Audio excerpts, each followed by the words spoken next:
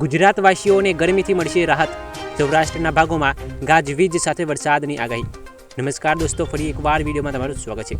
દોસ્તો, હવામાન વિભાગની આગાહી અનુસાર આજે રાજ્યમાં ગરમીથી રાહત મળશે। કચ્છ અને રાજકોટમાં હવામાન વિભાગના ઓરેન્જ એલર્ટની આગાહી કરી છે। ઉત્તર ગુજરાતમાં ગરમીનો પારો હાઈ રહ્યો છે, તેમજ હવામાન વિભાગની આગાહી અનુસાર આવતીકાલથી તાપમાનમાં આંશિક ઘટાડો નોંધાય તેવી શક્યતા છે। અંબાલાલ પટેલની આગાહી અનુસાર એપ્રિલમાં ગુજરાતમાં આંધી અને વાંટોળનું પ્રમાણ વધી શકે છે।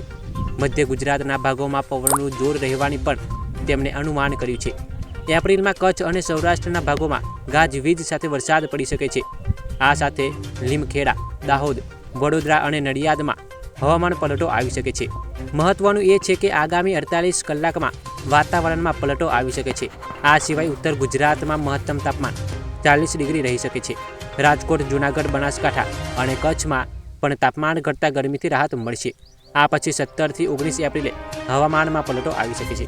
દોસ્તો, આવી જ વરસાદને હવામાનને લગતી ખબરો જાણવા આપણી ચેનલને સબસ્ક્રાઇબ કરો અને વિડીયોને લાઇક કરો। ધન્યવાદ।